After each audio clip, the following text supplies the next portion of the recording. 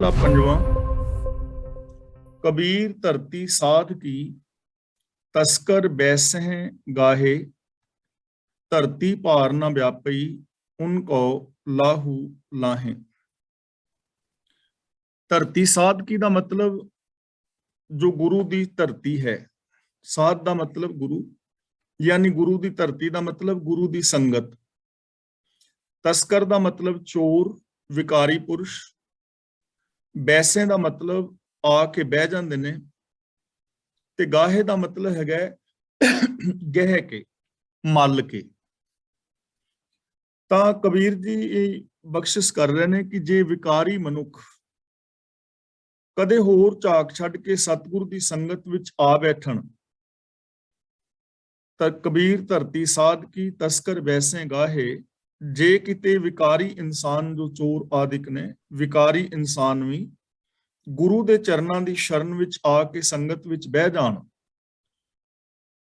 ਤਾਂ ਧਰਤੀ ਭਾਰ ਨਾ ਵਿਆਪਈ, ਉਨਕੋ ਲਾਹੂ ਲਾਹੇ। ਲਾਹੇ ਦਾ ਮਤਲਬ ਪ੍ਰਾਪਤ ਕਰਦੇ ਨੇ। ਭਾਰ ਦਾ ਮਤਲਬ ਭਾਰ ਦੇ ਨਾਲ, ਭਾਰ ਦੇ ਹੇਠਾਂ, ਤਸਕਰ ਦੇ ਭਾਰ ਹੇਠਾਂ। ਨਾ ਵਿਆਪਈ ਦੀ ਮਤਲਬ ਦਬਦੀ ਨਹੀਂ, ਭਾਵ ਅਸਰ ਨਹੀਂ ਕਬੂਲਦੀ। ਉਨਕੋ ਦਾ ਮਤਲਬ ਉਹਨਾਂ ਤਸਕਰਾਂ ਨੂੰ, ਚੋਰਾਂ ਨੂੰ, ਵਿਕਾਰੀ ਪੁਰਸ਼ਾਂ ਨੂੰ। ਲਾਹੂ ਦਾ ਮਤਲਬ ਲਾਭ ਹੀ ਲਾਭ ਮਿਲਦਾ ਹੈ। ਲਾਹੇ ਦਾ ਮਤਲਬ ਲਹੇ, ਉਹ ਤਸਕਰ ਵੀ ਲਾਭ ਲੈਂਦੇ ਨੇ। ਤਾਂ ਗੁਰੂ ਜੀ ਬਖਸ਼ਿਸ਼ ਕਰਦੇ ਨੇ ਕਿ ਵਿਕਾਰੀ ਬੰਦਿਆਂ ਨੂੰ ਲਾਭ ਅਪੜਦਾ ਹੈ, ਲੇਕਿਨ ਗੁਰੂ ਦੀ ਸੰਗਤ ਉੱਤੇ ਉਹਨਾਂ ਵਿਕਾਰੀ ਪੁਰਸ਼ਾਂ ਦਾ ਕੋਈ ਅਸਰ ਨਹੀਂ ਹੁੰਦਾ। ਧਰਤੀ ਭਾਰ ਨਾ ਵਿਆਪੀ, ਉਹ ਧਰਤੀ ਜੋ ਗੁਰੂ ਦੀ ਸੰਗਤ ਹੈ ਉਹਦੇ ਉੱਤੇ ਉਹਨਾਂ ਚੋਰਾਂ ਦਾ, ਵਿਕਾਰੀਆਂ ਦਾ ਕੋਈ ਅਸਰ ਨਹੀਂ ਹੁੰਦਾ, ਪ੍ਰਭਾਵ ਨਹੀਂ ਪੈਂਦਾ। ਸਗੋਂ ਉਹਨਾਂ ਵਿਕਾਰੀਆਂ ਨੂੰ ਗੁਰਮੁਖਾਂ ਦੀ ਸੰਗਤ ਵਿੱਚ ਆ ਕੇ ਲਾਭ ਜਿਹੜਾ ਹੈ ਹੋ ਸਕਦਾ ਹੈ।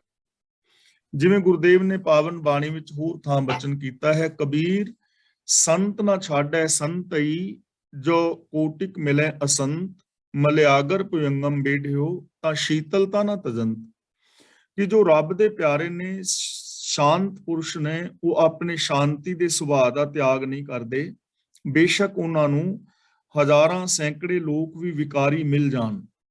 ਜਿਵੇਂ ਚੰਦਨ ਦੇ ਵਰਕਸ਼ ਦੇ ਚਾਰ ਚਫੇਰੇ ਜੇ ਆ ਕੇ ਉਹਨੂੰ ਸੱਪ ਘੇਰ ਲੈਣ, ਸੱਪ ਲਟਕ ਜਾਣ ਉਹਦੇ ਉੱਤੇ, ਤਾਂ ਸੱਪਾਂ ਦੀ ਸੰਗਤ ਕਰਕੇ ਚੰਦਨ ਆਪਣੀ ਸ਼ੀਤਲਤਾ ਔਰ ਸੁਗੰਧ ਨਹੀਂ ਗਵਾਉਂਦਾ। ਇਸੇ ਤਰ੍ਹਾਂ ਜੋ ਰੱਬ ਦੇ ਪਿਆਰੇ ਨੇ ਉਹ ਆਪਣੇ ਸੁਭਾਅ ਨੂੰ ਨਹੀਂ ਤਿਆਗਦੇ, ਪਰ ਜਦੋਂ ਕੋਈ ਰੱਬ ਦੇ ਪਿਆਰਿਆਂ ਦੀ ਸੰਗਤ ਵਿੱਚ ਆ ਪੈਂਦਾ ਹੈ ਤਾਂ ਉਹਨੂੰ ਉਸ ਦਾ ਲਾਭ ਜਿਹੜਾ ਹੈ ਉਹ ਹੋ ਸਕਦਾ ਹੈ, ਉਹ ਉਥੋਂ ਲਾਭ ਉਠਾ ਸਕਦਾ ਹੈ। ਮਹਿਲਾ ਪੰਜਵਾਂ। कबीर चावल कारणे, तुख को मुहली लाए, संग कुसंगी बैसते, तब पूछे धर्म राय। तुख ਦਾ ਮਤਲਬ ਤੋ, ਜਿਹੜੇ ਚੌਲਾਂ ਦੇ ਉੱਤੇ ਛਿੱਲੜ ਚੜਿਆ ਹੁੰਦਾ ਉਹਨੂੰ ਤੁਖ ਕਹਿੰਦੇ ਨੇ। ਤੋ ਚੌਲਾਂ ਦੇ ਛਿਲਕੇ। ਲਾਏ ਦਾ ਮਤਲਬ ਲੱਗਦੀ ਹੈ। ਮੂਲੀ ਦਾ ਮਤਲਬ ਮੂਸਲ, ਜਿਹਦੇ ਨਾਲ ਚੌਲਾਂ ਨੂੰ ਛੜਿਆ ਜਾਂਦਾ ਹੈ। ਸਾਡੇ ਵਿੱਚੋਂ ਜੋ 50+ ਭੈਣਾਂ ਨੇ, ਉਹਨਾਂ ਨੇ ਦੇਖਿਆ ਹੋਵੇਗਾ ਮੂਸਲ, ਜਿਹਦੇ ਨਾਲ ਚੌਲ ਵਗੈਰਾ, ਕਣਕ ਵਗੈਰਾ ਦਾਣੇ ਛੜੀਦੇ ਸੀ। ਤਾਂ ਕਬੀਰ ਜੀ ਕਹਿ ਰਹੇ ਨੇ ਕਿ ਤੋਹਾਂ ਨਾਲੋਂ ਚੌਲ ਵੱਖਰੇ ਕਰਨ ਵਾਸਤੇ ਛੜਨ ਵੇਲੇ ਤੋਹਾਂ ਨੂੰ ਮੋਹਲੀ ਦੀ ਸੱਟ ਵੱਜਦੀ ਹੈ, ਮੂਸਲ ਦੀ ਸੱਟ। ਹੁਣ ਲੋੜ ਜਿਹੜੀ ਹੈ ਬੰਦੇ ਨੂੰ ਹੈ ਚੌਲਾਂ ਦੀ। ਛਿਲਕਿਆਂ ਦੇ ਵਿੱਚੋਂ ਚੌਲ ਅਲੱਗ ਕਰਨੇ ਨੇ। ਹੁਣ ਛੜਿਆ ਜਾ ਰਿਹਾ ਹੈ ਤੇ ਸੱਟ ਜਿਹੜੀ ਹੈ ਪਹਿਲੋਂ ਉਹਨਾਂ ਛਿਲਕਿਆਂ ਨੂੰ ਵੱਜਦੀ ਹੈ। ਤਾਂ ਕਬੀਰ ਜੀ ਕਹਿੰਦੇ ਨੇ ਚੌਲ ਵੱਖਰੇ ਕਰਨ ਵਾਸਤੇ ਛਿਲਕਿਆਂ ਨਾਲੋਂ ਮੂਲੀ ਦੀ ਸੱਟ, ਮੂਸਲ ਦੀ ਸੱਟ ਛਿਲਕਿਆਂ ਨੂੰ ਸਹਾਰਨੀ ਪੈਂਦੀ ਹੈ। ਇਸੇ ਤਰ੍ਹਾਂ ਸੰਗ ਕੁਸੰਗੀ ਬੈਸਤੇ, ਤਬ ਪੁੱਛੇ ਧਰਮ ਰਾਏ। ਇਸੇ ਤਰ੍ਹਾਂ ਜੋ ਮਨੁੱਖ ਵਿਕਾਰੀਆਂ ਦੀ ਸ਼ੋਭਤ ਵਿੱਚ ਬਹਿੰਦਾ ਹੈ ਤਾਂ ਉਹ ਵਿਕਾਰਾਂ ਦੀ ਸੱਟ ਖਾਂਦਾ ਹੈ। ਤਬ ਪੁੱਛੇ ਧਰਮ ਰਾਏ। ਪੁੱਛੇ ਦਾ ਮਤਲਬ ਲੇਖਾ ਮੰਗਦਾ ਹੈ। ਧਰਮ ਰਾਏ ਦਾ ਮਤਲਬ ਜਿਹੜਾ ਆ ਕੁਦਰਤ ਦਾ ਬਜਵਾਂ ਕਾਨੂੰਨ ਹੈ, ਰੱਬ ਦਾ ਜੋ ਬਜਵਾਂ ਕਾਨੂੰਨ ਹੈ, ਇਹਦੇ ਅੰਦਰ ਵਿਕਾਰਾਂ ਦੀ ਸੰਗਤ ਕਰਨ ਵਾਲੇ ਨੂੰ ਸੱਟ ਸਹਾਰਨੀ ਪੈਂਦੀ ਹੈ, ਭਾਵ ਕਿ ਉਹਨੂੰ ਵੀ ਦੁੱਖ ਮਿਲਦੇ ਨੇ। ਹੁਣ ਇਹ ਚੀਜ਼ ਨੂੰ ਥੋੜਾ ਜਿਹਾ ਆਪਾਂ ਸਮਝਣ ਦਾ ਯਤਨ ਕਰਦੇ ਹਾਂ। ਜਿਵੇਂ ਕੋਈ ਵਿਕਾਰੀ ਬੰਦਿਆਂ ਦੀ ਸੰਗਤ ਕਰਨ ਲੱਗ ਜਾਏ ਨਾ, ਚੰਗਾ ਭਲਾ ਬੰਦਾ, ਤਾਂ ਉਹਦੀ ਬਦਨਾਮੀ ਹੁੰਦੀ ਹੈ ਕਿ ਇਹਦਾ ਫਲਾਂ ਬੰਦੇ ਦੇ ਨਾਲ ਬੈਨ ਉੱਠਣਾ ਹੈ। ਤੇ ਸੰਗਤ ਕਰਨ ਦਾ ਮਤਲਬ ਸਾਥ ਦੇਣਾ ਵੀ ਹੁੰਦਾ ਹੈ। ਜਦੋਂ ਕੋਈ ਚੰਗਾ ਬੰਦਾ ਵੀ ਵਿਕਾਰੀਆਂ ਦਾ ਸਾਥ ਦੇਣ ਲੱਗਦਾ ਹੈ, ਉਹ ਕਰਮ ਕਰਨ ਲੱਗਦਾ ਹੈ, ਤਾਂ ਉਹਦੇ ਉੱਤੇ ਵੀ ਜਿਹੜਾ ਹੈ ਉਹ ਇਲਜ਼ਾਮ ਵੀ ਆਏਗਾ, ਮਾੜੇ ਕਰਮਾਂ ਦਾ ਉਹਨੂੰ ਦੁੱਖ ਵੀ ਸਹਾਰਨਾ ਪਵੇਗਾ। ਗੁਰਦੇਵ ਨੇ ਪਾਵਨ ਬਾਣੀ ਵਿੱਚ ਬਚਨ ਵੀ ਕੀਤਾ ਹੈ, ਜੋ ਜੈਸੀ ਸੰਗਤ ਮਿਲੇ ਸੋ ਤੈਸੋ ਫਲ ਖਾਏ। ਜਿਹੜਾ ਬੰਦਾ ਜੈਸੀ ਸੰਗਤ ਵਿੱਚ ਮਿਲਦਾ ਹੈ ਉਹ ਉਹੋ ਜਿਹਾ ਫਲ ਖਾਂਦਾ ਹੈ, ਭਾਵ ਕਿ ਉਹ ਉਹੋ ਜਿਹਾ ਹੋ ਜਾਂਦਾ ਹੈ ਜੈਸੀ ਕੋਈ ਸੰਗਤ ਕਰੇਗਾ। ਜੇ ਕੋਈ ਚੰਗੇ ਇਨਸਾਨਾਂ ਦੀ ਸੰਗਤ ਕਰ ਰਿਹਾ ਹੈ ਤਾਂ ਉਹਦੇ ਅੰਦਰ ਸੁਭਾਵਿਕ ਹੈ ਕਿ ਸ਼ੁਭ ਗੁਣ ਆ ਜਾਣਗੇ, ਤੇ ਜੇ ਕੋਈ ਬੰਦਾ ਵਿਕਾਰੀਆਂ ਦੀ ਸੰਗਤ ਕਰਦਾ ਹੈ ਤਾਂ ਹੌਲੇ ਹੌਲੇ ਉਹ ਵਿਕਾਰੀ ਹੋਣ ਦੀ ਸੰਭਾਵਨਾ ਬਣੀ ਰਹੇਗੀ। ਤਾਂ ਇਸ ਲਈ ਗੁਰਦੇਵ ਪਾਤਸ਼ਾਹ ਜੀ ਨੇ ਇਹਨਾਂ ਦੋ ਸ਼ਲੋਕਾਂ ਦੇ ਅੰਦਰ ਸਾਨੂੰ ਸਮਝਾਇਆ ਹੈ ਕਿ ਮਾੜੀ ਸੰਗਤ ਦਾ ਫਲ ਮਾੜਾ ਔਰ ਚੰਗੀ ਸੰਗਤ ਦਾ ਫਲ ਚੰਗਾ ਮਿਲਦਾ ਹੈ। ਇਸ ਲਈ ਸਾਨੂੰ ਚੰਗੀ ਸੰਗਤ ਕਰਨੀ ਚਾਹੀਦੀ ਹੈ, ਮਾੜਿਆਂ ਦੀ ਸੰਗਤ ਜਿਹੜੀ ਹੈ, ਵਿਕਾਰਾਂ ਦੀ ਸੰਗਤ ਨਹੀਂ ਕਰਨੀ ਚਾਹੀਦੀ। ਸਾਨੂੰ ਗੁਣੀ ਇਨਸਾਨਾਂ ਦੀ ਸੰਗਤ ਕਰਨੀ ਚਾਹੀਦੀ ਹੈ, ਜਿਸ ਕਰਕੇ ਸਾਡਾ ਜੀਵਨ ਚੰਗਾ ਬਣਿਆ ਰਹੇ। ਪੌੜੀ, ਆਪੇ ਹੀ ਵੱਡ ਪਰਿਵਾਰ ਆਪ ਇਕਾਤੀਆ। ਇਕਾਤੀਆ ਦਾ ਮਤਲਬ ਇਕੱਲਾ, ਨਿਰਗੁਣ। ਵੱਡ ਪਰਿਵਾਰ ਦਾ ਮਤਲਬ ਵੱਡੇ ਪਰਿਵਾਰ ਵਾਲਾ। ਇਕਾਤੀਆ ਦਾ ਮਤਲਬ ਇਕਾਂਤ ਵਿੱਚ ਰਹਿਣ ਵਾਲਾ, ਇਕੱਲਾ। ਕਿ हे ਪ੍ਰਭੂ, ਤੂੰ ਆਪ ਹੀ ਜਗਤ ਰੂਪ ਵੱਡੇ ਪਰਿਵਾਰ ਵਾਲਾ ਹੈ ਔਰ ਆਪ ਹੀ ਇਸ ਤੋਂ ਨਿਰਲੇਪ ਰਹਿਣ ਵਾਲਾ ਇਕੱਲਾ ਹੈ। ਯਾਨੀ ਨਿਰਗੁਣ ਔਰ ਸਰਗੁਣ ਸਰੂਪ ਦੋਵਾਂ ਵਿੱਚ ਤੂੰ ਇੱਕ ਹੀ ਹੈ। ਜਦੋਂ ਇਹ ਸੰਸਾਰ ਨਹੀਂ ਸੀ ਉਦੋਂ ਵੀ ਤੂੰ ਸੈਂ, ਤੇ ਹੁਣ ਤੂੰ ਇਸ ਸੰਸਾਰ ਦੇ ਅੰਦਰ ਪ੍ਰਗਟ ਹੋ ਗਿਆ ਹੈ, ਹੁਣ ਵੀ ਤੂੰ ਹੀ ਹੈ। ਇਹ ਨਿਰਗੁਣ ਸਰਗੁਣ ਸਰੂਪ ਦੋਵੇਂ ਤੇਰੇ ਨੇ, ਤੂੰ ਇੱਕ ਹੀ ਹੈ। ਨਿਰਗੁਣ ਵੀ ਤੂੰ ਹੀ ਹੈ ਤੇ ਸਰਗੁਣ ਵੀ ਤੂੰ ਹੀ ਹੈ। ਨਿਰਗੁਣ ਆਪ, ਸਰਗੁਣ ਵੀ ਉਹੀ, ਕਲਾ ਧਾਰ ਜਿਨ ਸਗਲੀ ਮੂਰ। ਆਪਣੀ ਕੀਮਤ ਆਪ ਆਪੇ ਹੀ ਜਾਤੀਆ। ਜਾਤੀਆ ਦਾ ਮਤਲਬ ਜਾਣੀ। ਕਿ हे ਪ੍ਰਭੂ, ਤੂੰ ਆਪਣਾ ਮੁੱਲ ਆਪ ਹੀ ਜਾਣਦਾ ਹੈ। ਆਪਣੀ ਬਜ਼ੁਰਗੀ, ਆਪਣੀ ਕੀਮਤ ਤੂੰ ਆਪ ਹੀ ਜਾਣਦਾ ਹੈ, ਹੋਰ ਕੋਈ ਨਹੀਂ ਜਾਣਦਾ ਕਿ ਤੂੰ ਕਿੱਡਾ ਵੱਡਾ ਹੈ। ਤੇਰੇ ਅੰਤ ਨੂੰ ਜਾਣਿਆ ਨਹੀਂ ਜਾ ਸਕਦਾ, ਤੂੰ ਆਪਣੇ ਆਪ ਨੂੰ ਜਾਣਨ ਵਾਲਾ ਆਪ ਹੀ ਹੈ। ਸਭ ਕੁਛ ਆਪੇ ਆਪ, ਆਪ ਉਪੰਨਿਆ। ਉਪੰਨਿਆ ਦਾ ਮਤਲਬ ਪੈਦਾ ਹੋਇਆ, ਯਾਨੀ ਦਿਸ ਦੇ ਰੂਪ ਵਿੱਚ ਆਇਆ। ਸਭ ਕੁਛ ਆਪੇ ਆਪ, ਇਹ ਸਾਰਾ ਜਗਤ ਤੇਰਾ ਆਪਣਾ ਹੀ ਸਰਗੁਣ ਰੂਪ ਹੈ, ਤੇ ਇਹ ਤੈਥੋਂ ਹੀ ਇਸ ਦਿਸ ਦੇ ਰੂਪ ਵਿੱਚ ਆਇਆ ਹੈ। ਯਾਨੀ ਤੂੰ ਹੀ ਨਿਰਾਕਾਰ ਤੋਂ ਸਾਕਾਰ ਹੋਇਆ ਹੈ। ਸਭ ਕੁਝ ਤੂੰ ਹੀ ਹੈ, ਨਿਰਗੁਣ ਵੀ ਤੂੰ ਹੈ, ਸਰਗੁਣ ਵੀ ਤੂੰ ਹੈ। ਇਹ ਜਿਹੜਾ ਦਿਸਦਾ ਹੋਇਆ ਸਾਰਾ ਜਗਤ ਹੈ, ਇਹ ਤੈਥੋਂ ਹੀ ਪ੍ਰਗਟ ਹੋਇਆ ਹੈ। ਤੂੰ ਹੀ ਸੰਸਾਰ ਰੂਪ ਵਿੱਚ ਪ੍ਰਗਟ ਹੋਇਆ ਹੈ। ਜਿਵੇਂ ਇੱਕ ਨਿੱਕਾ ਜਿਹਾ ਬੀਜ ਧਰਤੀ ਦੇ ਵਿੱਚ ਜਦੋਂ ਡਿੱਗਦਾ ਹੈ ਔਰ ਉਸ ਬੀਜ ਚੋਂ ਅੰਕੁਰ ਨਿਕਲਦਾ ਹੈ, ਇੱਕ ਅੰਕੁਰ ਜ਼ਮੀਨ ਦੇ ਥੱਲੇ ਨੂੰ ਔਰ ਇੱਕ ਆਕਾਸ਼ ਵੱਲ ਨੂੰ ਵੱਧਦਾ ਹੈ। ਥੱਲੇ ਵਾਲੀਆਂ ਜੜਾਂ ਔਰ ਉਤਲਾ ਅੰਕੁਰ ਤਣਾ, ਪੇੜ ਔਰ ਟਹਿਣੀਆਂ ਅਖਵਾਉਂਦਾ ਹੈ। ਹੁਣ ਉਹ ਬੀਜ ਜਿਹੜਾ ਹੈ ਨਾ, ਉਹ ਬੀਜ ਹੀ ਜੜਾਂ ਬਣ ਗਿਆ ਹੈ, ਬੀਜ ਹੀ ਤਣਾ ਬਣ ਗਿਆ ਹੈ, ਬੀਜ ਹੀ ਟਹਿਣੀਆਂ ਬਣ ਗਿਆ ਹੈ, ਬੀਜ ਹੀ ਫੁੱਲ, ਫਲ ਔਰ ਪੱਤੀਆਂ ਵਿੱਚ ਕਨਵਰਟ ਹੋ ਗਿਆ ਹੈ। ਇਸੇ ਤਰ੍ਹਾਂ हे ਪ੍ਰਭੂ, ਤੂੰ ਆਪ ਹੀ ਨਿਰਗੁਣ ਤੋਂ ਸਰਗੁਣ ਹੋ ਗਿਆ ਹੈ। ਸਭ ਕੁਝ ਤੂੰ ਆਪ ਹੀ ਆਪ ਹੈ। ਇਹਨੂੰ ਕਹਿੰਦੇ ਨੇ ਸਭ ਕੁਝ ਆਪੇ ਆਪ, ਆਪ ਉਪੰਨਿਆ।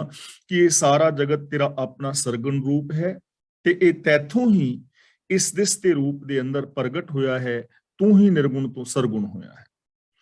ਆਪਣਾ ਕੀਤਾ ਆਪ, ਆਪ ਵਰਨਿਆ। ਵਰਨਿਆ ਦਾ ਮਤਲਬ ਵਰਣਨ ਕਰਨਾ, ਬਿਆਨ ਕਰਨਾ। ਇਹ ਸਾਰੇ ਪੈਦਾ ਕੀਤੇ ਜਗਤ ਨੂੰ ਰੰਗ ਰੂਪ ਦੇਣ ਵਾਲਾ ਤੂੰ ਆਪ ਹੈ।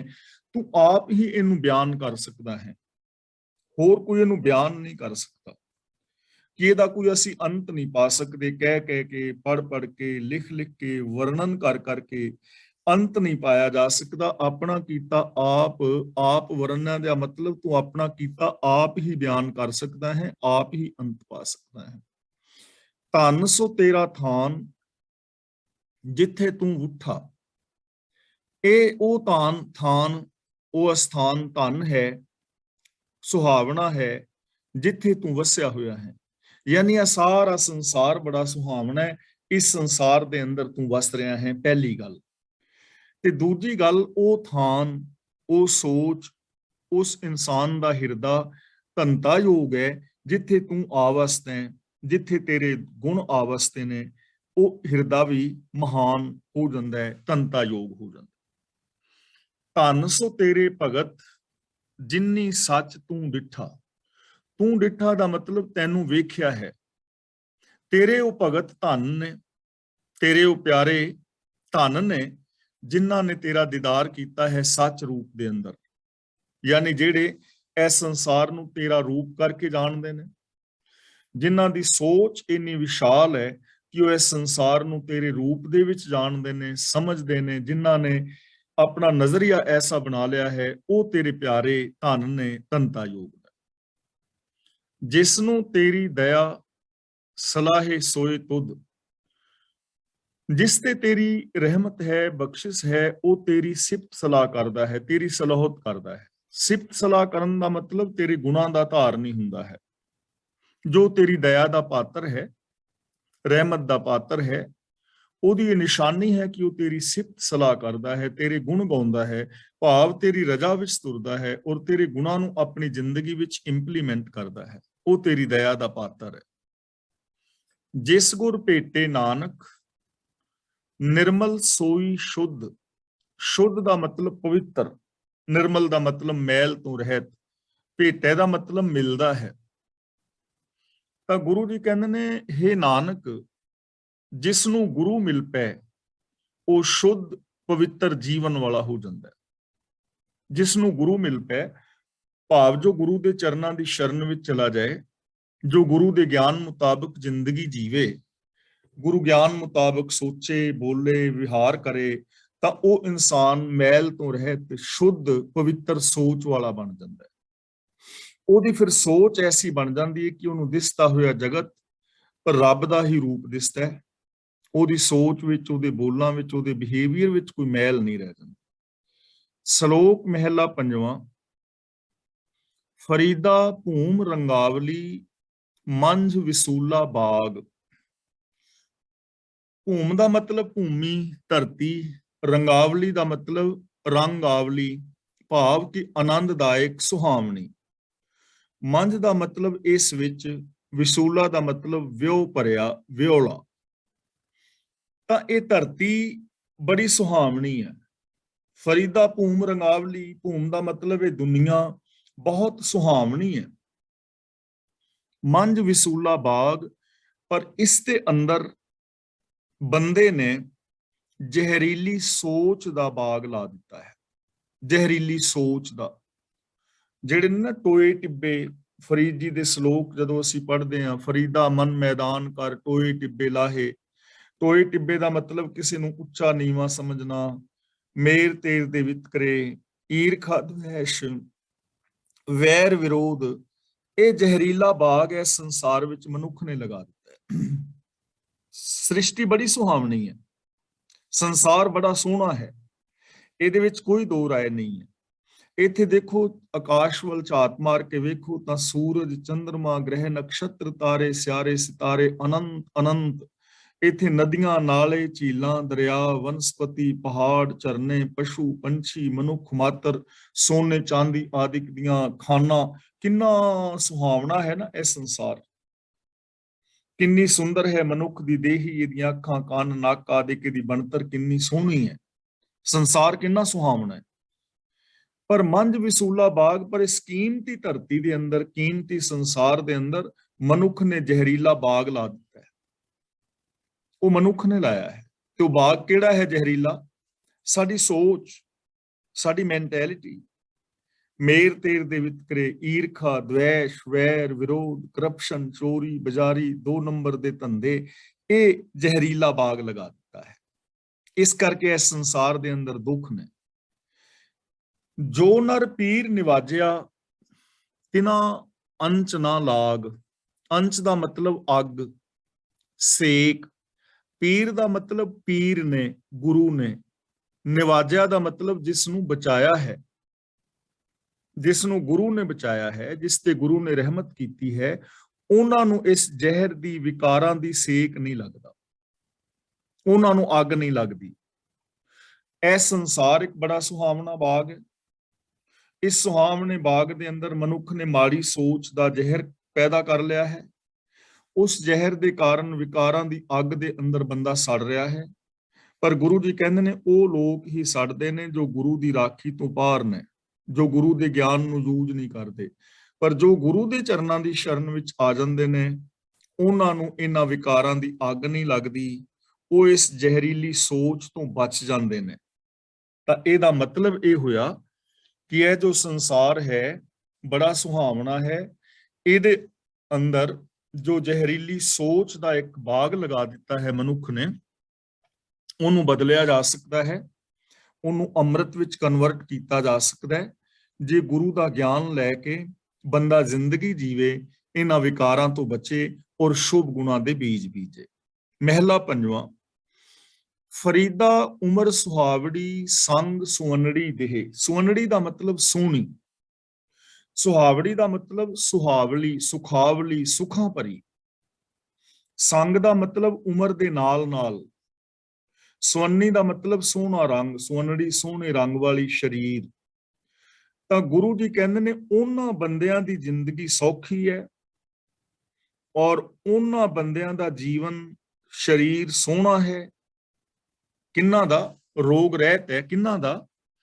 ਵਿਰਲੇ ਕਈ ਪਾਈਨ ਜਿਨ੍ਹਾਂ ਪਿਆਰੇ ਨਹੀਂ। ਨਹੀਂ ਦਾ ਮਤਲਬ ਪਿਆਰ, ਪਾਈਨ ਦਾ ਮਤਲਬ ਪਾਏ ਜਾਂਦੇ ਨੇ, ਲੱਭਦੇ ਨੇ। ਜਿਨ੍ਹਾਂ ਦਾ ਪਿਆਰ ਪਿਆਰੇ ਪ੍ਰਭੂ ਦੇ ਨਾਲ ਹੈ। ਵਿਸੂਲਾ ਬਾਗ ਤੇ ਦੋ ਖਗਣੀ ਉਹਨਾਂ ਨੂੰ ਛੂੰਹਦੇ ਨਹੀਂ, ਪਰ ਐਸੇ ਬੰਦੇ ਵਿਰਲੇ ਵਿਰਲੇ ਨੇ। ਵਿਰਲੇ ਪਾਈਨ, ਵਿਰਲੇ ਵਿਰਲੇ ਨੇ। ਯਾਨੀ ਇਹ ਜਿਹੜੀ ਉਮਰ ਸੁਹਾਵਣੀ ਹੈ, ਸੁੱਖਾਂ ਦੀ ਭਰੀ ਹੈ, ਸਰੀਰ ਬੜਾ ਸੁੰਦਰ ਹੈ, ਭਾਵ ਸਰੀਰ ਦੇ ਕੰਮ ਬੜੇ ਸੁੰਦਰ ਨੇ, ਗਿਆਨ ਇੰਦਰੀਆਂ ਦੇ। ਉਮਰ ਸਾਰੀ ਦੀ ਸਾਰੀ ਸੁੱਖਾਂ ਦੇ ਵਿੱਚ ਬੀਤਦੀ ਹੈ। ਕੌਣ? ਜਿਨ੍ਹਾਂ ਨੂੰ ਪੀਰ ਨੇ ਨਿਵਾਜਿਆ ਹੈ, ਜੋ ਗੁਰੂ ਦੇ ਦੱਸੇ ਰਾਹਾਂ ਤੇ ਚੱਲਦੇ ਨੇ, ਜਿਨ੍ਹਾਂ ਦਾ ਰੱਬ ਦੇ ਨਾਲ ਪਿਆਰ ਹੈ, ਰੱਬੀ ਗੁਣਾਂ ਦੇ ਨਾਲ ਪਿਆਰ ਹੈ।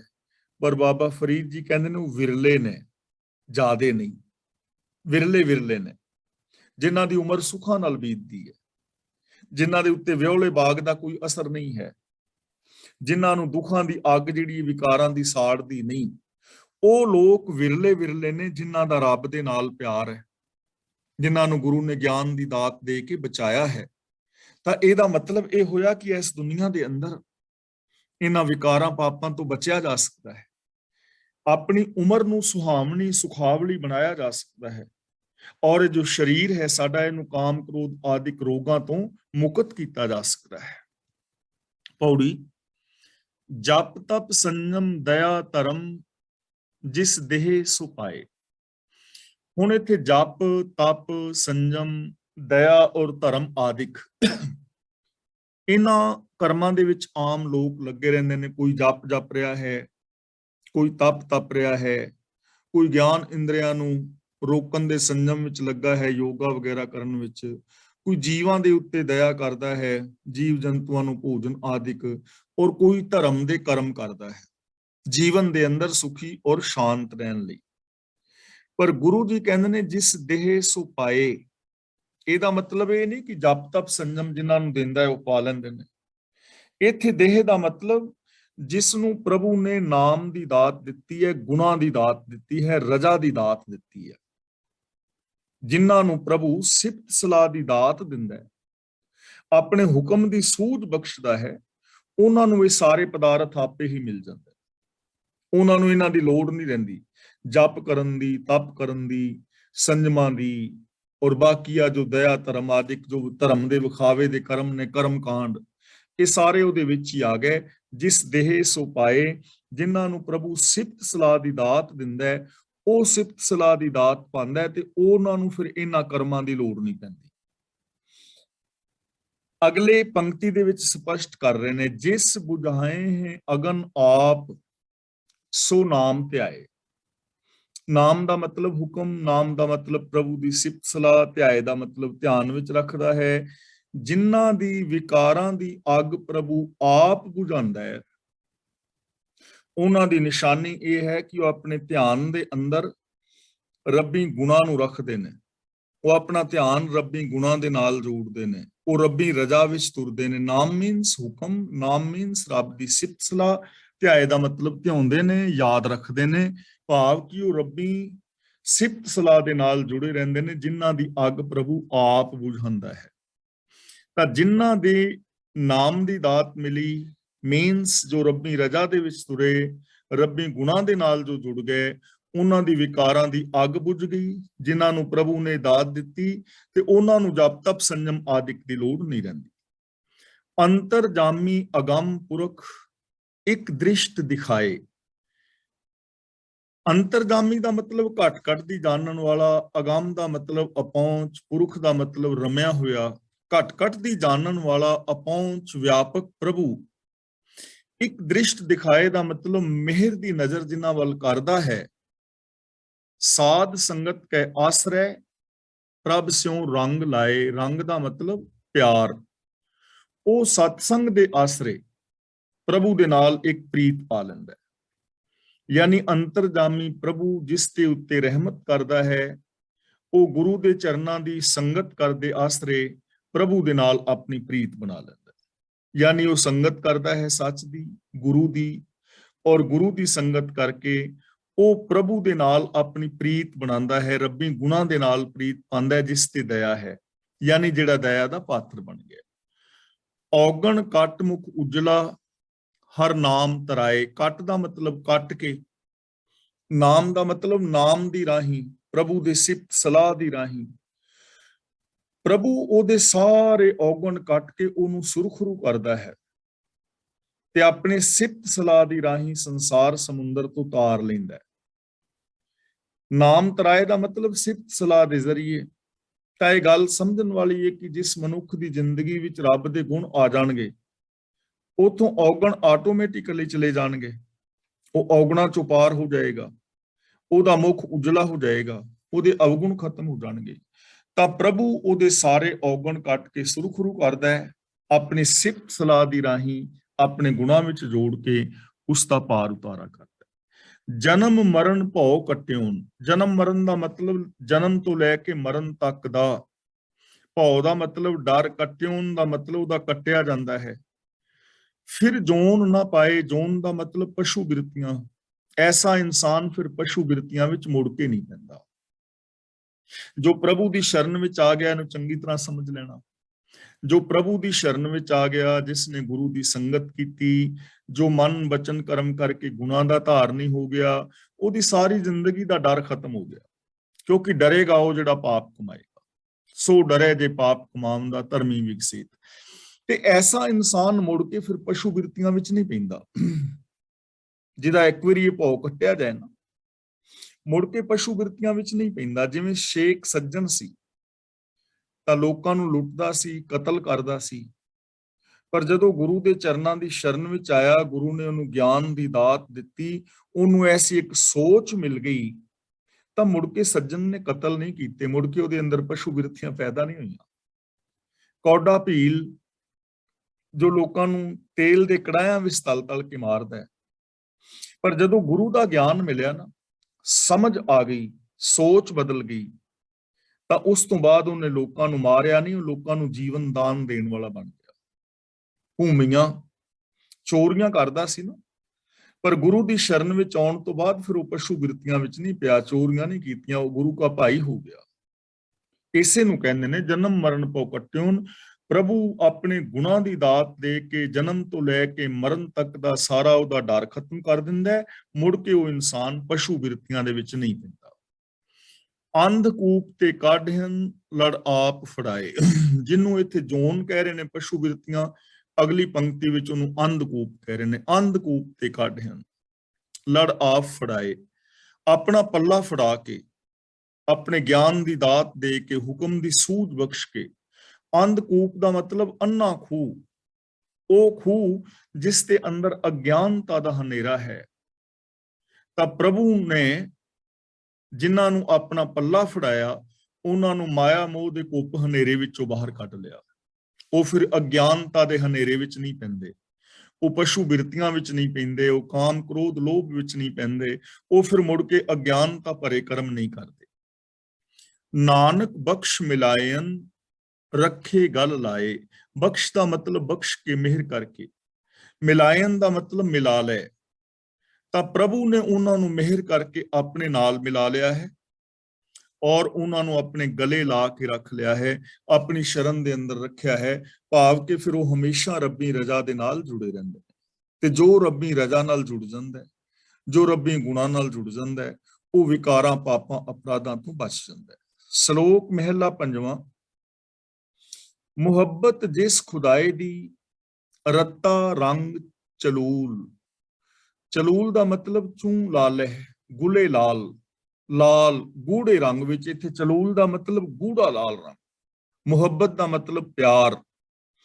ਤਾਂ ਜਿਸ ਮਨੁੱਖ ਨੂੰ ਰੱਬ ਦਾ ਪਿਆਰ ਪ੍ਰਾਪਤ ਹੋ ਜਾਂਦਾ ਹੈ, ਉਹਦੀ ਫਿਰ ਇਹ ਨਿਸ਼ਾਨੀ ਹੈ ਕਿ ਉਹ ਪ੍ਰਭੂ ਦੇ ਗੂੜੇ ਪਿਆਰ ਦੇ ਅੰਦਰ ਰੰਗਿਆ ਜਾਂਦਾ ਹੈ, ਗੂੜੇ ਪ੍ਰੇਮ ਦੇ ਅੰਦਰ ਰੰਗਿਆ ਜਾਂਦਾ ਹੈ ਉਹ ਇਨਸਾਨ, ਜਿਸ ਨੂੰ ਪ੍ਰਭੂ ਦੀ ਪ੍ਰੀਤ ਪ੍ਰਾਪਤ ਹੋ ਜਾਏ। ਜਿਵੇਂ ਹੁਣ ਭਾਈ ਮਤੀ ਦਾਸ, ਭਾਈ ਸਤੀ ਦਾਸ, ਭਾਈ ਦਿਆਲਾ ਜੀ ਨੇ, ਉਹਨਾਂ ਨੂੰ ਗੁਰੂ ਦੀ ਪ੍ਰੀਤ ਪ੍ਰਾਪਤ ਹੋਈ ਤੇ ਗੁਰੂ ਦੀ ਪ੍ਰੀਤ ਦੇ ਅੰਦਰ ਇੰਨੇ ਰੰਗੇ ਗਏ ਕਿ ਉਹਨਾਂ ਨੂੰ ਦੇਗਾਂ ਵਿੱਚ ਉਬਾਲ ਕੇ ਵੀ ਉਹਨਾਂ ਦਾ ਰੰਗ ਲੱਥਾ ਨਹੀਂ, ਨਾ ਕੋਈ ਲਾ ਸਕਿਆ, ਨਾ ਉਹਨਾਂ ਦੇ ਵਿੱਚੋਂ ਸੱਚ ਨੂੰ ਕੋਈ ਦੂਰ ਕਰ ਸਕਿਆ। ਤਾਂ ਜਿਨ੍ਹਾਂ ਦੇ ਅੰਦਰ ਪ੍ਰਭੂ ਦੀ ਪ੍ਰੀਤ ਪੈਦਾ ਹੁੰਦੀ ਹੈ, ਪ੍ਰਭੂ ਦਾ ਪਿਆਰ ਮਿਲਦਾ ਹੈ, ਉਹ ਗੂੜੇ ਰੰਗ ਦੇ ਅੰਦਰ ਰੰਗੇ ਜਾਂਦੇ ਨੇ। ਨਾਨਕ ਵਿਰਲੇ ਪਾਈ ਹੈ, ਤਿਸ ਜਨ ਕੀਮ ਨਾ ਮੂਲ। ਕੀਮ ਦਾ ਮਤਲਬ ਕੀਮਤ, ਪਾਈਆਂ ਦਾ ਮਤਲਬ ਮਿਲਦੇ ਨੇ, ਨਾ ਮੂਲ ਦਾ ਮਤਲਬ ਬਿਲਕੁਲ ਨਹੀਂ, ਮੂਲੋਂ ਹੀ ਨਹੀਂ। ਉਸ ਮਨੁੱਖ ਦਾ ਮੁੱਲ ਬਿਲਕੁਲ ਨਹੀਂ ਪੈ ਸਕਦਾ ਜਿਹੜਾ ਪ੍ਰਭੂ ਦੇ ਪ੍ਰੇਮ ਅੰਦਰ ਰੰਗਿਆ ਗਿਆ ਹੈ, ਉਹਦੀ ਕੋਈ ਮਹਾਨਤਾ ਨੂੰ ਬਿਆਨ ਨਹੀਂ ਕਰ ਸਕਦਾ। ਪਰ ਵਿਰਲੇ ਪਾਈਆਂ, ਇਹੋ ਜਿਹੇ ਲੋਕ ਵਿਰਲੇ ਲੱਭਦੇ ਨੇ, ਬਹੁਤੇ ਨਹੀਂ, ਵਿਰਲੇ ਵਿਰਲੇ ਨੇ ਜਿਨ੍ਹਾਂ ਦੇ ਅੰਦਰ ਇਹ ਪ੍ਰੀਤ ਮਨ, ਬਚਨ ਔਰ ਕਰਮ ਕਰਕੇ ਪੈਦਾ ਹੋ ਗਈ ਹੈ। ਉਹਨਾਂ ਦੀ ਕੀਮਤ ਨਹੀਂ ਪਾਈ ਜਾ ਸਕਦੀ, ਉਹ ਦੁਨੀਆ ਦੇ ਸਭ ਤੋਂ ਮਹਾਨ ਇਨਸਾਨ ਨੇ, ਪਰ ਐਸੇ ਵਿਰਲੇ ਨੇ। ਮਹਿਲਾ ਪੰਜਵਾਂ। ਅੰਦਰ ਵਿਧਾ ਸੱਚ ਨਾਏ, ਬਾਹਰ ਪੀ ਸੱਚ ਡਿਠੋਮ। ਡਿਠੋਮ ਦਾ ਮਤਲਬ ਮੈਂ ਵੇਖਿਆ ਹੈ, ਅੰਦਰ ਦਾ ਮਤਲਬ ਅੰਦਰਲਾ ਹਿਰਦਾ, ਸੋਚ। ਸੱਚ ਦਾ ਮਤਲਬ ਸੱਚ ਵਿੱਚ, ਨਾਏ ਦਾ ਮਤਲਬ ਪ੍ਰਭੂ ਦੀ ਸਿਫਤ ਸਲਾਹ ਵਿੱਚ, ਡਿਠੋਮ ਦਾ ਮਤਲਬ ਮੈਂ ਵੇਖਿਆ ਹੈ। ਤਾਂ ਗੁਰੂ ਜੀ ਕਹਿੰਦੇ ਨੇ, ਜਦੋਂ ਮੇਰਾ ਅੰਦਰਲਾ ਮਨ ਪ੍ਰਭੂ ਦੀ ਸਿਫਤ ਸਲਾਹ ਦੇ ਅੰਦਰ ਵਿਝ ਗਿਆ, ਤਾਂ ਮੈਂ ਬਾਹਰ ਵੀ ਉਹਨੂੰ ਵੇਖ ਲਿਆ ਚਾਰ ਚੁਫੇਰੇ, ਬਾਹਰ ਵੀ ਮੈਨੂੰ ਦਿਸ ਪਿਆ। ਬਾਹਰ ਵੀ ਸੱਚ ਡਿਠੋਮ, ਮੈਂ ਬਾਹਰ ਵੀ ਸੱਚ ਨੂੰ ਵੇਖ ਲਿਆ। ਜਦੋਂ ਮੇਰੀ ਅੰਦਰਲੀ ਸੋਚ, ਜਦੋਂ ਮੇਰਾ ਦਿਲ, ਜਦੋਂ ਮੈਂ ਦਿਲੋਂ ਇਸ ਚੀਜ਼ ਨੂੰ ਕਬੂਲ ਕੀਤਾ, ਮੈਂ ਆਪਣੇ ਅੰਦਰ ਵੇਖਿਆ, ਰੱਬੀ ਗੁਣਾਂ ਦੀ ਪ੍ਰੀਤ ਦੇ ਨਾਲ ਮੇਰਾ ਅੰਦਰਲਾ ਵਿਝ ਗਿਆ, ਮੈਂ ਆਪਣੇ ਅੰਦਰ ਉਹਨਾਂ ਸ਼ੁਭ ਗੁਣਾਂ ਨੂੰ ਤੱਕਿਆ, ਸੱਚ ਨਾਲ, ਦਇਆ ਨਾਲ, ਪਿਆਰ ਮੁਹੱਬਤ ਪਾਇਆ, ਤਾਂ ਮੈਨੂੰ ਬਾਹਰ ਵੀ ਰੱਬ ਨਜ਼ਰ ਨਹੀਂ ਪਿਆ। ਤਾਂ ਜਦੋਂ ਤੱਕ ਅੰਦਰਲਾ ਨਹੀਂ ਵਿਝਦਾ, ਉਦੋਂ ਤੱਕ ਬਾਹਰ ਰੱਬ ਦਿਸਦਾ ਨਹੀਂ। ਹੁਣ ਮੈਨੂੰ ਤੁਹਾਡੇ ਵਿੱਚ ਰੱਬ ਦਿਸਦਾ ਨਹੀਂ, ਮੈਂ ਤੁਹਾਡੇ ਨਾਲ ਰੱਬ ਨਹੀਂ ਦਿਸਦਾ ਦਾ ਮਤਲਬ ਮੈਂ ਤੁਹਾਡੇ ਨਾਲ ਰੱਬ ਵਰਗਾ ਪਿਆਰ ਵਿਹਾਰ ਨਹੀਂ ਕਰਦਾ, ਆਮ ਬੰਦਾ ਨਹੀਂ ਨਾ ਕਰ ਰਿਹਾ। ਤਾਂ ਉਹਦਾ ਇਹ ਰੀਜ਼ਨ ਇਹ ਹੈ ਕਿ ਉਹਦਾ ਅੰਦਰਲਾ ਵਿਝਾ ਹੋਇਆ ਨਹੀਂ ਹੈ, ਉਦੋਂ ਅੰਦਰੋਂ ਇਹ ਚੀਜ਼ ਮੰਨ ਹੀ ਨਹੀਂ ਰਿਹਾ ਕਿ ਮੈਂ ਦੂਜੇ ਲੋਕਾਂ ਨਾਲ ਰੱਬ ਵਰਗਾ ਪਿਆਰ ਕਰਾਂ। ਅੰਦਰ ਮੰਨ ਨਹੀਂ ਰਿਹਾ, ਅੰਦਰ ਇਹ ਪ੍ਰੀਤ ਹੈ ਨਹੀਂ। ਤੇ ਜਦੋਂ ਅੰਦਰ ਹੀ ਪ੍ਰੀਤ ਨਹੀਂ ਤੇ ਬਾਹਰ ਵਿਹਾਰ ਨਹੀਂ ਬਦਲੇਗਾ। ਜਦੋਂ ਅੰਦਰਲਾ ਹੀ ਨਹੀਂ ਮੰਨ ਰਿਹਾ ਕਿ ਮੈਂ ਸੱਚ ਬੋਲਾਂ ਕਿ ਨਾ, ਤਾਂ ਫਿਰ ਬੰਦਾ ਸੱਚ ਨਹੀਂ ਬੋਲੇਗਾ। ਜਦੋਂ ਅੰਦਰਲੀ ਸੋਚ ਦੇ ਅੰਦਰ ਹੀ ਦਇਆ ਹੈ ਨਹੀਂ, ਤਾਂ ਬਾਹਰ ਸੋਚ ਕਿਵੇਂ ਕਰੇਗਾ, ਬਾਹਰ ਦਇਆ ਕਿਵੇਂ ਕਰੇਗਾ। ਇਸ ਲਈ ਇਹ ਮੈਂਟੈਲਿਟੀ ਦੇ ਅੰਦਰ, ਮਾਨਸਿਕਤਾ ਦੇ ਅੰਦਰ ਇਹ ਚੀਜ਼ਾਂ ਆ ਜਾਣ, ਤਾਂ ਵਿਹਾਰ ਦੇ ਅੰਦਰ ਪ੍ਰਗਟ ਹੁੰਦੀਆਂ ਨੇ। ਤਾਂ ਮਨੁੱਖੀ ਬਿਹੇਵੀਅਰ ਦੇ ਅੰਦਰ ਸਤ ਸੰਤੋਖ, ਦਇਆ, ਧਰਮ ਜਾਂ ਇਨਸਾਨੀਅਤ ਪ੍ਰਗਟ ਕਿਉਂ ਨਹੀਂ ਹੈ? ਲੋਕ ਇਹੋ ਜਿਹਾ ਵਿਹਾਰ ਕਿਉਂ ਨਹੀਂ ਕਰ ਰਹੇ, ਚਾਹੇ ਉਹ ਅਸੀਂ ਆ ਜਾਂ ਕੋਈ ਹੋਰ ਹੈ? ਉਹਦਾ ਇੱਕੋ ਹੀ ਰੀਜ਼ਨ ਹੈ ਕਿ ਸੋਚ ਅੰਦਰ ਇਹ ਚੀਜ਼ਾਂ ਹੈ ਨਹੀਂ। ਸੋਚ ਅੰਦਰ ਹੋਣ ਤੇ ਪ੍ਰਗਟ ਹੋਣ ਨਾ। ਇਸ ਲਈ ਗੁਰੂ ਜੀ ਕਹਿੰਦੇ ਨੇ, ਜਦੋਂ ਮੈਂ ਆਪਣੇ ਅੰਦਰ ਸੱਚ ਨੂੰ ਵੇਖਿਆ, ਜਦੋਂ ਮੇਰਾ ਅੰਦਰ ਸੱਚ ਦੇ ਨਾਲ ਵਿਝ ਗਿਆ, ਉਦੋਂ ਮੈਨੂੰ ਬਾਹਰ ਵੀ ਸੱਚ ਦਿਸ ਗਿਆ, ਮੇਰੇ ਬਿਹੇਵੀਅਰ ਦੇ ਅੰਦਰ ਵੀ ਸੱਚ ਆ ਗਿਆ। ਨਾਨਕ ਰਵਿਆ ਹਬ ਥਾਏ, ਵਣ ਤ੍ਰਿਣ ਤ੍ਰਿਪਵਨ ਰੋਮ। ਰਵਿਆ ਦਾ ਮਤਲਬ ਵਿਆਪਕ, ਹਬ ਥਾਏ ਤੋਂ ਮਤਲਬ ਹਰ ਥਾਂ ਵਿੱਚ, ਵਣ ਦਾ ਮਤਲਬ ਵਣ ਵਿੱਚ, ਵਨਸਪਤੀ ਵਿੱਚ, ਤ੍ਰਿਣ ਦਾ ਮਤਲਬ ਤਿਨਕਿਆਂ ਵਿੱਚ, ਰੋਮ ਦਾ ਮਤਲਬ ਰੋਮ ਰੋਮ ਵਿੱਚ। ਤ੍ਰਿਪਵਨ ਦਾ ਮਤਲਬ ਪੂਰੇ ਸੰਸਾਰ ਵਿੱਚ। ਤਾਂ ਗੁਰੂ ਜੀ ਕਹਿੰਦੇ ਨੇ, ਹੇ ਨਾਨਕ, ਹੁਣ ਮੈਨੂੰ ਇਉਂ ਦਿਸਦਾ ਹੈ ਕਿ ਪ੍ਰਭੂ ਹਰੇਕ ਥਾਂ ਵਿੱਚ ਮੌਜੂਦ ਹੈ, ਵਨਸਪਤੀ ਵਿੱਚ ਮੌਜੂਦ ਹੈ, ਵਨ ਤ੍ਰਿਣ ਵਿੱਚ ਮੌਜੂਦ ਹੈ, ਸਾਰੇ ਸੰਸਾਰ ਵਿੱਚ ਮੌਜੂਦ ਹੈ, ਰੋਮ ਰੋਮ ਵਿੱਚ ਇੱਕ ਹੀ ਵਸਿਆ ਹੋਇਆ ਹੈ, ਇੱਕ ਹੀ ਫੈਲਿਆ ਹੋਇਆ ਹੈ। ਮੈਨੂੰ ਚਾਰ ਚੁਫੇਰੇ ਨਜ਼ਰੀ ਪੈ ਰਿਹਾ ਹੈ। ਕਦੋਂ ਪਿਆ ਨਜ਼ਰੀ? ਜਦੋਂ ਸੋਚ ਵਿੱਝ ਗਈ, ਜਦੋਂ ਅੰਦਰ ਸੱਚ ਦੇ ਨਾਲ ਜੁੜ ਗਿਆ। ਪੌੜੀ, ਆਪੇ ਕੀਤੋ ਰਚਨ ਆਪੇ ਹੀ ਰਤਿਆ। ਰਤਿਆ ਦਾ ਮਤਲਬ ਰਚਿਆ ਹੋਇਆ, ਮਿਲਿਆ ਹੋਇਆ। ਕੀਤੋ ਰਚਨ ਦਾ ਮਤਲਬ ਜਗਤ ਦੀ ਰਚਨਾ ਕੀਤੀ ਹੈ। ਤਾਂ ਪ੍ਰਭੂ ਨੇ ਆਪ ਹੀ ਜਗਤ ਦੀ ਰਚਨਾ ਰਚੀ ਹੈ ਤੇ ਆਪ ਹੀ ਇਹਦੇ ਵਿੱਚ ਮਿਲਿਆ ਹੋਇਆ ਹੈ, ਰਚਨਾ ਤੋਂ ਬਾਹਰ ਨਹੀਂ ਹੈ। ਕੁਦਰਤ ਕਰਕੇ ਵਸਿਆ ਸੋਏ, ਵਖਤ ਵਿਚਾਰੇ ਸੁਬੰਦਾ ਹੋਏ। ਆਪ ਹੀ ਰਚਨਾ ਰਚ ਕੇ ਰਚਨਾ ਦੇ ਅੰਦਰ ਸਮਾਇਆ ਹੋਇਆ ਹੈ, ਰਚਨਾ ਤੋਂ ਬਾਹਰ ਨਹੀਂ ਹੈ। ਕਾਸ਼ ਲੋਕਾਂ ਨੂੰ ਇਹ ਗੱਲ ਸਮਝ ਆ ਜਾਏ, ਜੋ ਰੱਬ ਦੇ ਵਿੱਚ ਵਿਸ਼ਵਾਸ ਰੱਖਦੇ ਨੇ, ਉਹਨਾਂ ਨੂੰ ਇਹ ਗੱਲ ਸਮਝ ਆ ਜਾਏ ਔਰ ਉਹ ਇਸ ਗੱਲ ਨੂੰ ਫੋਲੋ ਕਰ ਲੈਣ, ਅਪਣਾ ਲੈਣ, ਇੰਪਲੀਮੈਂਟ ਕਰ ਲੈਣ, ਤਾਂ ਸੰਸਾਰ ਸਵਰਗ ਹੋ ਜਾਏਗਾ। ਰਚਨਾ ਤੋਂ ਬਾਹਰ ਰਚਨਹਾਰ ਨਹੀਂ ਹੈ। ਮੇਰੇ ਅੰਦਰ ਉਹ ਹੈ, ਤੁਹਾਡੇ ਅੰਦਰ ਉਹ ਹੈ। ਜੇ ਲੋਕ ਇਸ ਗੱਲ ਤੇ ਵਿਸ਼ਵਾਸ ਕਰ ਲੈਣ ਤਾਂ ਫਿਰ ਇੱਕ ਦੂਜੇ ਨਾਲ ਰੱਬ ਵਰਗਾ ਪਿਆਰ ਹੋਊਗਾ। ਅਸਲ ਦੇ ਅੰਦਰ ਰੱਬ ਤੋਂ ਵਖੇਵਾ ਸਾਡਾ ਭੁਲੇਖਾ ਹੀ ਤੇ ਹੈ ਕਿ ਮੈਂ ਰੱਬ ਤੋਂ ਵੱਖਰਾ ਹਾਂ। ਜਿਵੇਂ ਇੱਕ ਬੁਲਬੁਲਾ ਸਮੁੰਦਰ ਦੇ ਵਿੱਚ ਉੱਠਿਆ ਹੈ ਤੇ ਉਹ ਬੁਲਬੁਲਾ ਕਹੇ ਕਿ ਮੈਂ ਸਮੁੰਦਰ ਨੂੰ ਮਿਲਣਾ ਚਾਹਨਾ, ਮੈਂ ਸਮੁੰਦਰ ਨੂੰ ਲੱਭਣਾ ਚਾਹਨਾ, ਮੈਂ ਸਮੁੰਦਰ ਨੂੰ ਖੋਜਣਾ ਚਾਹਨਾ, ਤਾਂ ਕਿਵੇਂ ਖੋਜੇਗਾ? ਉਹਦਾ ਮੈਂ ਵੱਖਰਾ, ਇਹੀ ਤਾਂ ਉਹਦਾ ਭੁਲੇਖਾ ਹੈ, ਇਹੀ ਤਾਂ ਉਹਦਾ ਦੁਖਾਂਤ ਹੈ। ਬੁਲਬੁਲਾ ਸਮੁੰਦਰ ਤੋਂ ਵੱਖਰਾ ਹੈ ਹੀ ਨਹੀਂ ਹੈ ਨਾ, ਖੋਜਣ ਕਿੱਥੇ ਜਾਏਗਾ? ਜੇ ਸਮੁੰਦਰ ਦੀ ਇੱਕ ਲਹਿਰ ਇਹ ਕਹੇ ਕਿ ਮੈਂ ਸਮੁੰਦਰ ਵਿੱਚ ਮਿਲਣਾ ਚਾਹੁੰਦੀ ਹਾਂ, ਮੈਨੂੰ ਸਮੁੰਦਰ ਵਿੱਚ ਮਿਲਾਓ, ਮੈਂ ਸਮੁੰਦਰ ਨੂੰ ਲੱਭਣਾ ਹੈ, ਮੈਨੂੰ ਕੋਈ ਢੰਗ ਦੱਸੋ ਕਿ ਮੈਂ ਸਮੁੰਦਰ ਨੂੰ ਲੱਭਾਂ, ਤਾਂ ਉਹਦਾ ਵੱਖਰਾਪਨ ਮਹਿਸੂਸ ਕਰਨਾ ਹੀ ਤਾਂ ਉਹਦਾ ਦੁਖਾਂਤ ਹੈ। ਕਿਵੇਂ ਲੱਭੇਗੀ ਲਹਿਰ ਇੱਕ? ਤੇ ਜੇ ਲਹਿਰ ਲੱਭਣ ਵਾਸਤੇ ਸਮੁੰਦਰ ਤੋਂ ਬਾਹਰ ਹੋ ਗਈ ਤਾਂ ਕਿੰਨਾ ਵੱਡਾ ਦੁਖਾਂਤ ਵਾਪਰ ਜਾਏਗਾ। ਕਿਵੇਂ ਲੱਭੇਗੀ ਇੱਕ ਲਹਿਰ?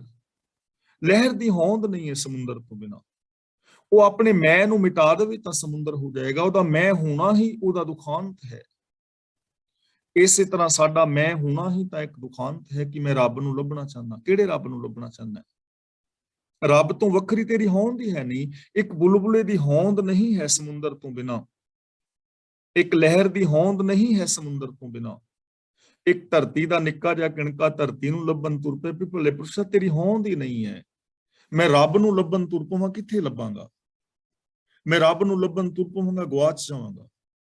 ਮੈਂ ਆਪਣੇ ਆਪ ਨੂੰ ਖਤਮ ਕਰ ਦਿਆਂ ਤਾਂ ਮੈਂ ਰੱਬ ਹੀ ਹੈਗਾ ਵਾ ਨਾ। ਕਬੀਰ ਤੂੰ ਤੂੰ ਕਰਤਾ ਤੂੰ ਹੁਆ, मुझ में रहा ना हूं, जब आपा पर का मिट गया, जत देखो तत तू।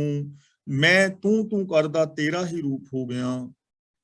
ਜਦੋਂ ਮੇਰੇ ਅੰਦਰੋਂ ਆਪਣੇ ਪਰਾਏ ਦੇ ਵਿਤਕਰੇ ਮਿਟ ਗਏ ਤਾਂ ਮੈਂ ਜਿੱਧਰ ਵੇਖਦਾ ਤੂੰ ਹੀ ਤੂੰ ਪਸਰਿਆ ਹੋਇਆ ਹੈ। ਤਾਂ ਆਪ ਹੀ ਰਚਿਆ ਹੋਇਆ ਹੈ। ਆਪੇ ਹੋਇਓ ਇੱਕ, ਆਪੇ ਬਹੁ ਪੱਤਿਆ। ਪੱਤਿਆ ਦਾ ਮਤਲਬ ਭਾਂਤੀ ਦਾ, ਤਰ੍ਹਾਂ ਦਾ। ਕਰਤਾਰ ਆਪ ਹੀ ਇੱਕ ਹੈ ਔਰ ਆਪ ਹੀ ਬਹੁ ਰੰਗਾਂ ਵਾਲਾ ਹੈ। ਜਦੋਂ ਸਮੁੰਦਰ ਸ਼ਾਂਤ ਖੜਾ ਹੈ ਨਾ, ਉਦੋਂ ਵੀ ਪਾਣੀ ਹੈ, ਤੇ ਜਦੋਂ ਲਹਿਰਾਂ ਉੱਠਦੀਆਂ ਨੇ, ਹਜ਼ਾਰਾਂ ਹਜ਼ਾਰਾਂ ਲਹਿਰਾਂ ਨੇ, ਉਦੋਂ ਵੀ ਪਾਣੀ। ਸੋਨਾ ਜਦੋਂ ਡਲੀ ਸੀ ਨਾ, ਉਦੋਂ ਵੀ ਸੋਨਾ ਸੀ, ਤੇ ਸੋਨੇ ਦੇ ਜਦੋਂ ਗਹਿਣੇ ਬਣ ਗਏ, ਛਾਪ ਛੱਲੇ ਜੰਜੀਰਾਂ, ਉਦੋਂ ਵੀ ਸੋਨਾ ਹੀ ਹੈ। ਸੋਨਾ ਸੋਨਾ ਹੀ ਹੈ, ਚਾਹੇ ਉਹ ਡਲੀ ਹੈ, ਚਾਹੇ ਉਹ ਗਹਿਣੇ ਨੇ। ਰੱਬ ਰੱਬ ਹੀ ਹੈ, ਚਾਹੇ ਉਹ ਨਿਰਾਕਾਰ ਹੈ ਇਸ ਸੰਸਾਰ ਰਚਨਾ ਤੋਂ ਪਹਿਲਾਂ, ਜਾਂ ਉਹ ਰਚਨਾ ਦੇ ਅੰਦਰ ਬਦਲ ਗਿਆ ਹੈ। ਉਹ ਹੀ ਹੈ, ਇੱਕ ਹੀ ਹੈ, ਆਪ ਹੀ ਇੱਕ ਹੈ, ਆਪ ਹੀ ਬਹੁ ਭਾਂਤੀ ਹੈ, ਭਾਵ ਨਿਰਗੁਣ ਸਰਗੁਣ ਇੱਕੋ ਹੀ ਹੈ। ਆਪੇ ਸਭਨਾ ਮੰਝ ਆਪੇ ਬਾਹਰਾ। ਸਾਰਿਆਂ ਦੇ ਵਿੱਚ ਵੀ ਉਹੀ ਹੈ ਤੇ ਬਾਹਰ ਵੀ ਉਹੀ ਹੈ। ਇਹ ਚੀਜ਼ ਨੂੰ ਸਮਝ ਲੈਣਾ, ਸਾਰਿਆਂ ਦੇ ਵਿੱਚ ਵੀ ਤੇ ਬਾਹਰ ਵੀ। ਹੁਣ ਮੇਰੇ ਵਿੱਚ ਵੀ ਉਹੀ ਹੈ ਤੇ ਮੇਰੇ ਤੋਂ ਬਾਹਰ ਤੁਹਾਡੇ ਵਿੱਚ ਵੀ ਉਹੀ ਹੈ, ਮੇਰੇ ਤੋਂ ਬਾਹਰ ਇਸ ਸੰਸਾਰ ਵਿੱਚ ਵੀ ਹੋਈ। ਇਹ ਨਹੀਂ ਇਕੱਲਾ ਮੇਰੇ ਵਿੱਚ ਹੀ ਹੈ, ਤੁਹਾਡੇ ਵਿੱਚ ਵੀ ਹੋਈ ਹੈ, ਮੇਰੇ ਤੋਂ ਬਾਹਰ ਵੀ ਹੋਈ। ਆਪੇ ਜਾਣੇ ਦੂਰ ਆਪੇ ਹੀ ਜ਼ਾਹਰਾ। ਹੇ ਪ੍ਰਭੂ, ਤੇਰੇ ਆਪਣੇ ਆਪੇ ਨੂੰ ਹੀ ਕੋਈ ਦੂਰ ਸਮਝਦਾ ਹੈ ਔਰ ਤੇਰੇ ਆਪਣੇ ਆਪੇ ਨੂੰ ਹੀ ਕੋਈ ਨੇੜੇ ਸਮਝਦਾ ਹੈ। ਤੂੰ ਆਪ ਹੀ ਬੰਦੇ ਦੇ ਨਜ਼ਦੀਕ ਔਰ ਆਪ ਹੀ ਦੂਰ ਹੈ। ਬੰਦੇ ਦੀ ਸੋਚ ਨਾ ਆਪੇ ਜਾਣੇ ਦੂਰ, ਤੈਨੂੰ ਤੇਰੇ ਆਪਣੇ ਆਪੇ ਨੂੰ ਹੀ ਬੰਦਾ ਨੇੜੇ ਸਮਝ ਲੈਂਦਾ ਹੈ ਔਰ ਆਪੇ ਹੀ ਦੂਰ। ਯਾਨੀ ਇੱਥੇ ਨੇੜੇ ਵੀ ਤੂੰ ਹੀ ਹੈ, ਮੇਰੇ ਚਾਰ ਚਫੇਰੇ, ਤੇ ਮੇਰੇ ਤੋਂ ਬਹੁਤ ਦੂਰ ਵਿਸ਼ਾਲ ਸੰਸਾਰ ਵਿੱਚ ਵੀ ਤੂੰ ਹੀ ਹੈ। ਤੂੰ ਹੀ ਜਾਣਿਆ ਜਾਂਦਾ ਹੈ, ਤੇਰੇ ਤੋਂ ਇਲਾਵਾ ਹੋਰ ਨੇੜੇ ਔਰ ਦੂਰ ਕੋਈ ਨਹੀਂ।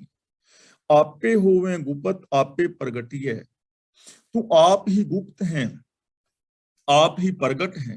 ਹੁਣ ਗੁਪਤ ਔਰ ਪ੍ਰਗਟ ਕਿਵੇਂ ਹੈ? ਦੇਖੋ, ਮੇਰਾ ਔਰ ਤੁਹਾਡਾ ਸਰੀਰ ਪ੍ਰਗਟ ਹੈ ਨਾ, ਇਹ ਸਾਡਾ ਪ੍ਰਤੱਖ ਰੂਪ ਹੈ।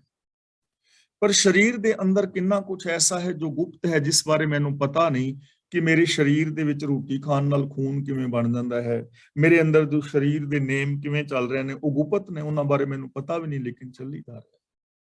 ਇਹ ਸੰਸਾਰ ਜਿਹੜਾ ਦਿਸ ਰਿਹਾ ਹੈ, ਇਹ ਤਾਂ ਦਿਸ ਰਿਹਾ, ਲੇਕਿਨ ਇਹ ਜਿਹੜਾ ਨੇਮਾਂ ਦੇ ਨਾਲ ਚੱਲ ਰਿਹਾ ਹੈ, ਉਹ ਨੇਮ ਗੁਪਤ ਨੇ ਨਾ, ਉਹਨਾਂ ਨੇਮਾਂ ਬਾਰੇ ਸਾਨੂੰ ਕੋਈ ਪਤਾ ਨਹੀਂ ਹੈ। ਪ੍ਰਗਟ ਵੀ ਤੂੰ ਹੈ, ਗੁਪਤ ਵੀ ਤੂੰ ਹੈ।